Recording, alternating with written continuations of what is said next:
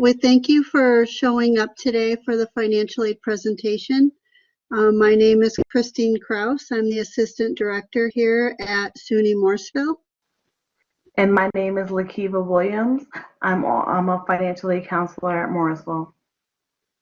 And we'd like to talk to you today about financial aid, what it is, how you apply, and what your role is today. So some of the things that we're going to talk about today is what you get from filling out a FAFSA, what a verification is and how it affects your financial aid, how you can apply for scholarships, what TAP and what Excelsior are and how you qualify, what a refund is, what is federal SAP, what is state SAP, what is your role as a student to maintain your eligibility, and where can you go to fill out for financial aid.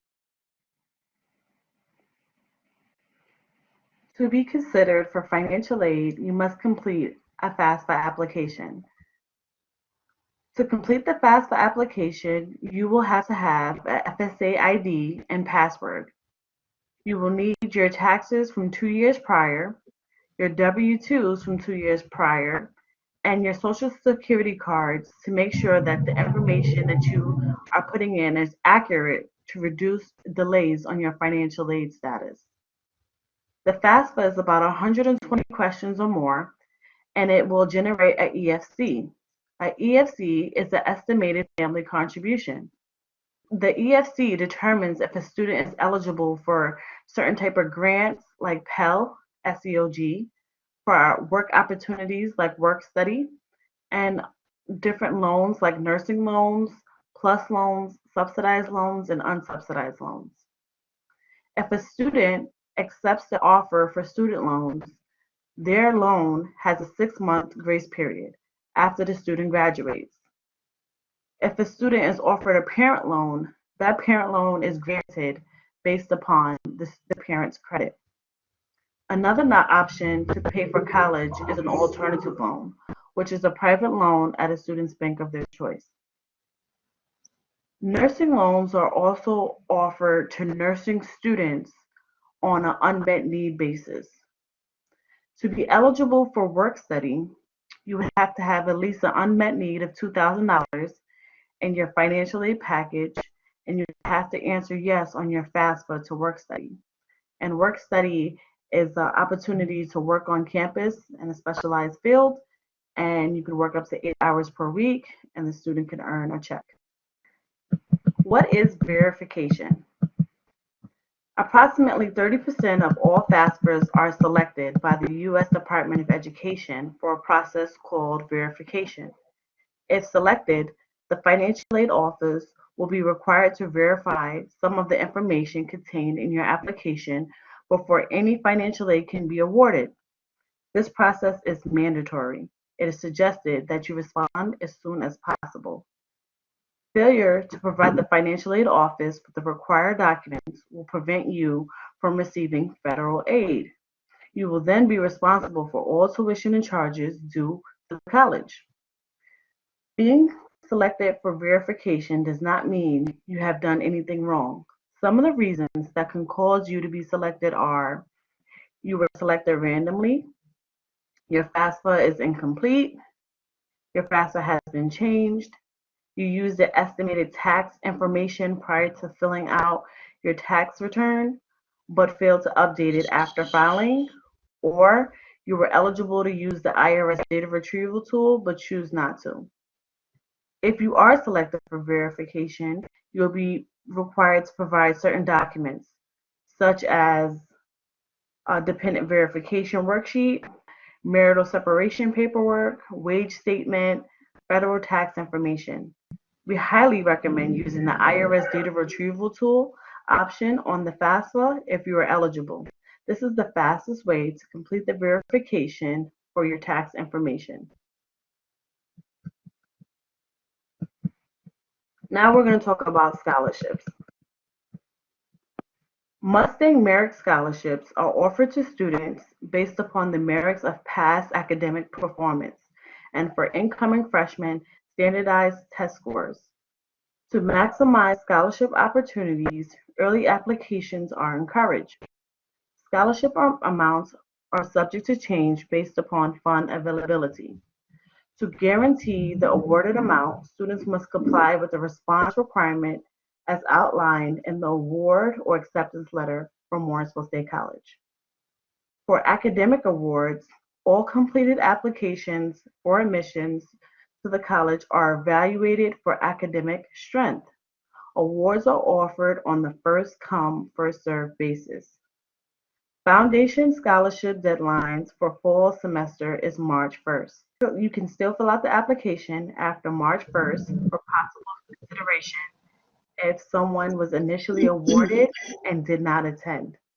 Also, listed on this PowerPoint are some other links of resources to help pay for the student's cost of attendance.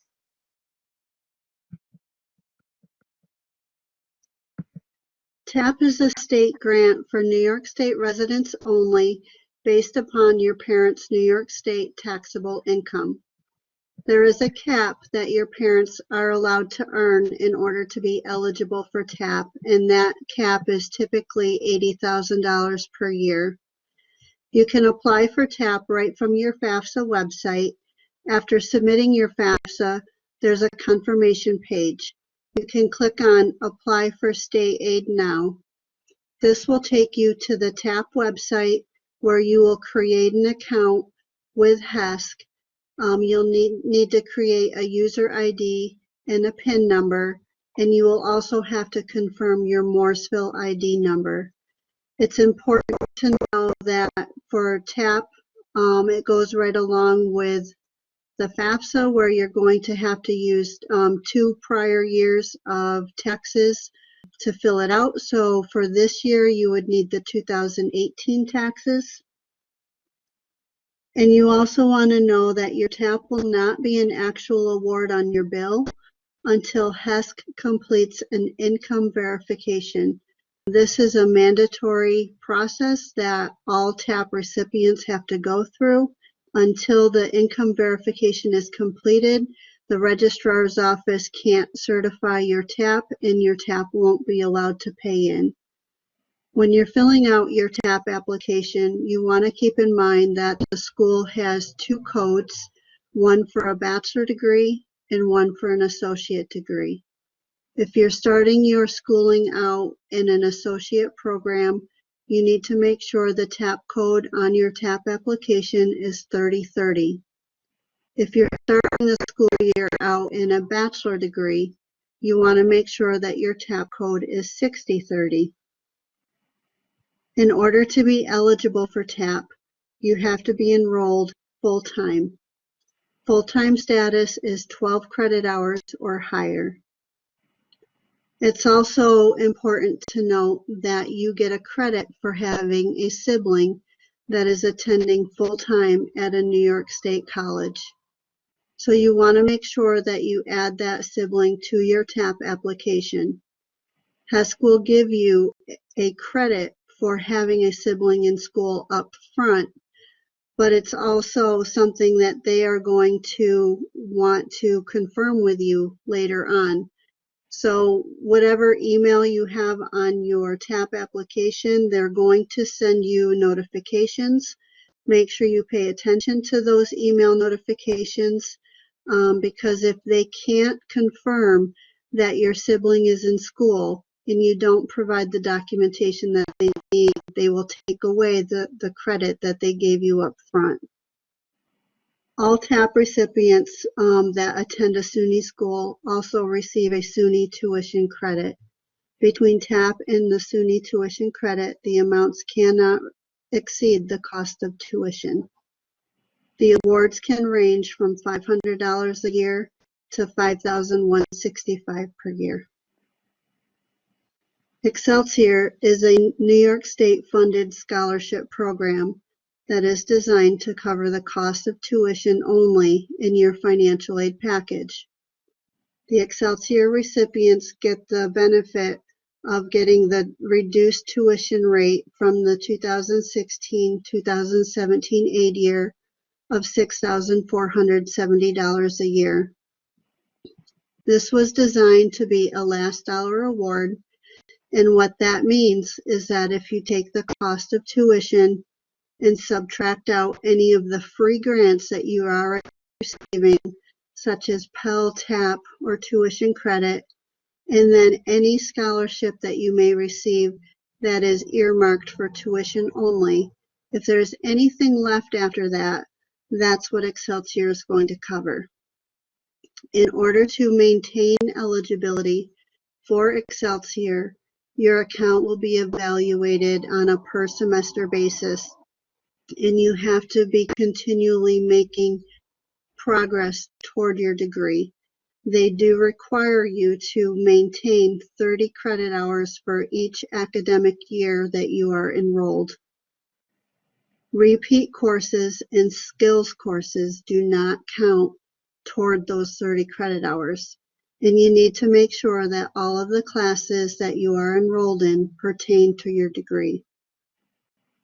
In order to be eligible for the Excelsior Scholarship, your family income cannot exceed $125,000 a year. If you feel like you apply that you're eligible for Excelsior, you can apply at www.hesc.ny.gov.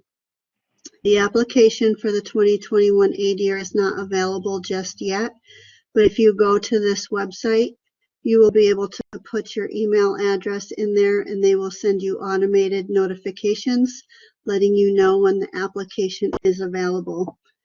And it's important to, whatever email address you give them, to pay attention to those emails, because there are deadlines. And once the deadline has passed, you won't have the opportunity to go back and apply for that semester. It's also important to know that once you lose your Excelsior Scholarship, you don't have the opportunity to get it back. Typically, you don't have the opportunity to get it back. If you don't receive the 30 credit hours after the spring semester, you will have the opportunity to take summer courses to be able to get your credit hours back up to the 30 credit hours that you need. So it's extremely important that you stay in contact with your academic advisor in the financial aid office, just so that everybody's aware of where you're at academically and where you're at with your financial aid, so we can make sure that you're staying on track. There is an appeals process that you can do only with the HESC themselves. If you feel that you have lost your eligibility for Excelsior based on something that was completely out of your control, then there is an appeal application that you can do with HESC and explain your situation to them. And then it's up to them whether they will allow your Excelsior to go through or not. And the one thing that I want to say is, there's a misconception out there that when you fill out your application for Excelsior, you're going to receive an email notification from HESC letting you know that you have been approved. And a lot of students will get that email and feel that they don't have to do anything further, that they're all done. And then their Excelsior never comes in. And that's because they didn't read far enough down into that email and see that there's a contract that they have to sign. And that contract is you agreeing with HESC that for the amount of time that you receive the Excelsior Award, you're agreeing to stay in New York after graduation and work.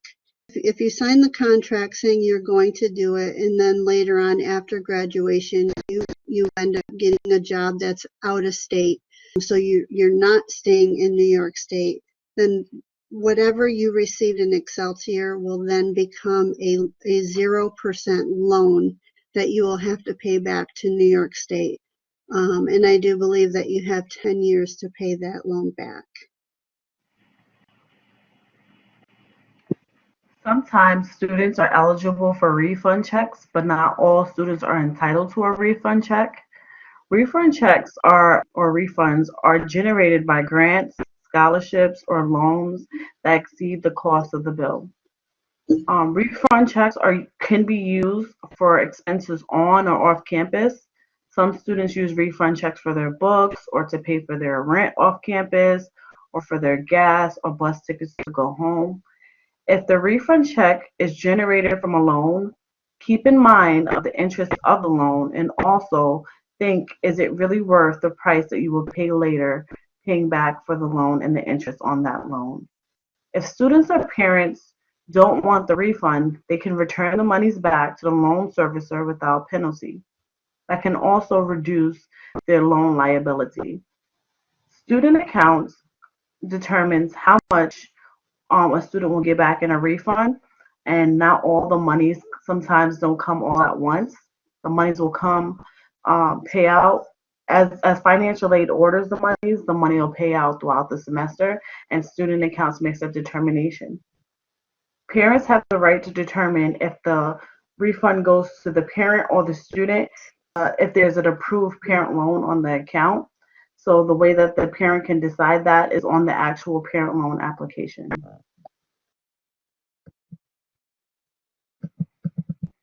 So what does SAP stand for? SAP stands for the Student Academic Progress. Each semester of enrollment, the Department of Education has specific criteria that you need to meet in order to maintain your eligibility for federal financial aid. And by federal financial aid, we're talking about your federal loans, such as subsidized, unsubsidized, the parent loan, and nursing loans, any federal grant, such as the Pell Grant or an SCOG grant, and then also the federal work study. Everybody's account will be reviewed at the end of each semester to evaluate the amount of credit hours that you earned versus attempted and what your cumulative GPA is. So at the end of each semester, there's criteria that you have to meet based off of the amount of credit hours that you started with and finished with. There's a certain percentage that you have to hit each semester, and each semester that percentage will go up until it maxes at 66.67%. And then the same with your GPA. Each semester, it's your GPA requirement is going to go up until it maxes at 2.0.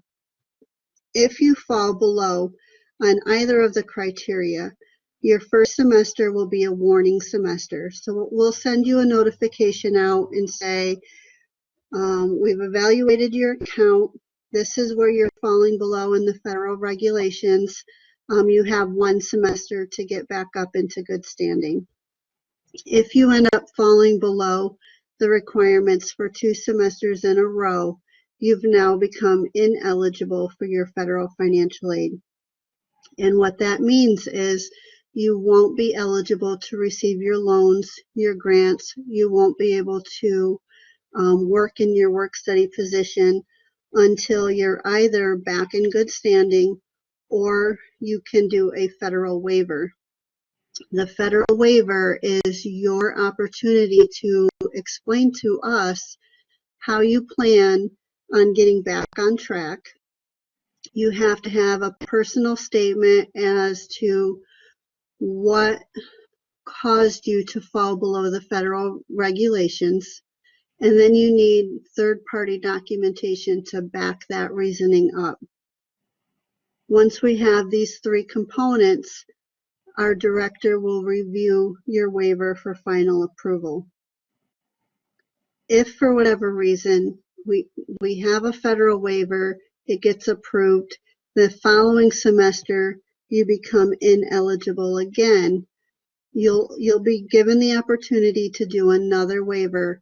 However, you'll have to have another personal statement and another third-party documentation explaining what happened, but your reason for falling below cannot be the same as what it was before. If you don't have a separate explanation, and you don't have a way of getting your waiver approved, then you'll have to come up with another way of covering your semester charges, and that could be setting up a payment plan with the student accounts office, or you can get a student alternative loan, which is through a bank of your choice with a cosigner. New York State regulation states that undergrad students must receive financial aid only for courses that are required for their degree program. Therefore, undergraduate students need to enroll in 12 credits or more to require coursework to maintain full-time status for New York State aid programs. Failing to maintain full-time status can result in cancellation and/or reduction of financial aid, along with balances due on bill resulting from these adjustments. For students who fail to meet the minimum requirement, there are two different types of waivers for TAP. C waivers are for those who have fallen below a 2.0 and have received TAP for at least 2 years.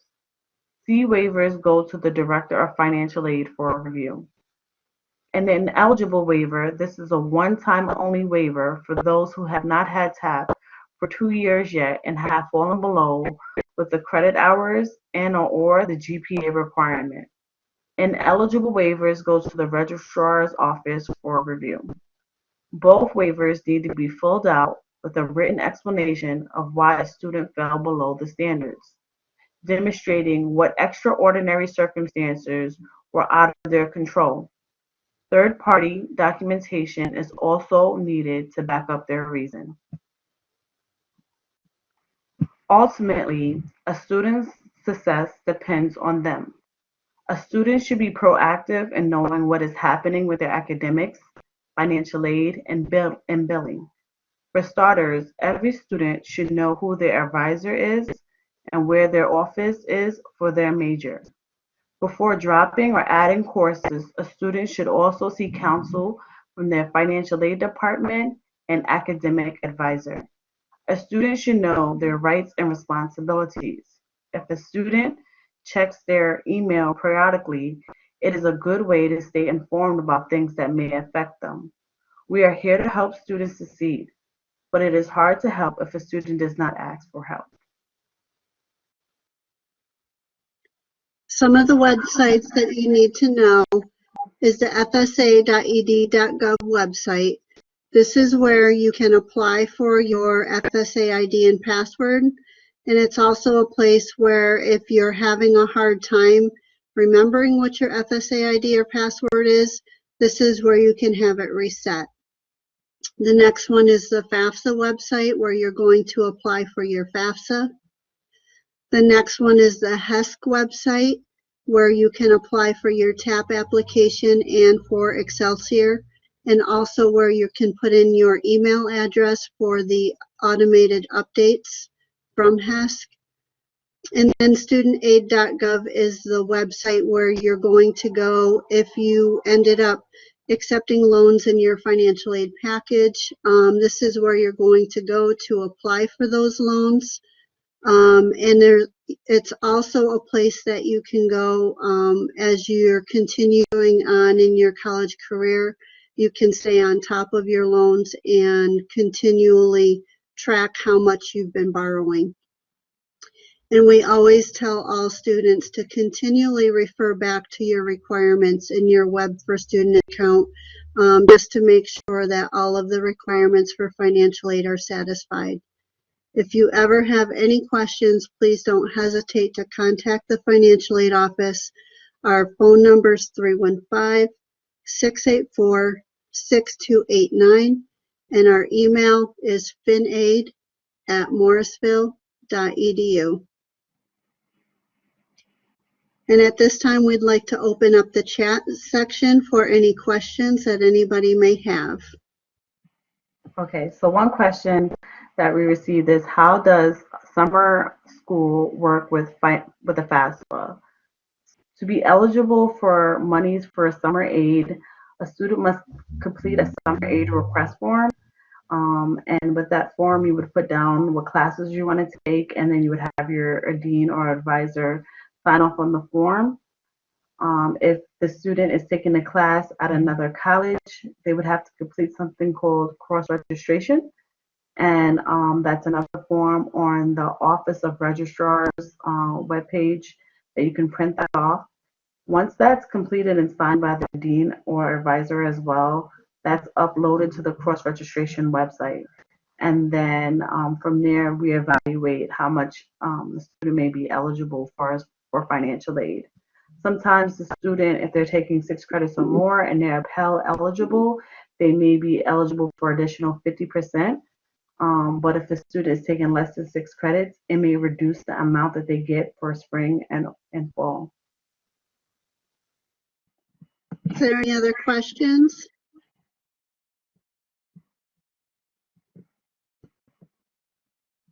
You're welcome. We're not really sure what the GI Bill covers. The financial aid office itself does not handle the GI Bill. That's handled with the registrar's office. So any questions that you have in regards to the GI Bill and what it covers and what it doesn't cover, you should direct to the registrar. And that would be, I can give you their email in the chat. So definitely contact the registrar's office for any questions you have about the GI Bill. You're very welcome.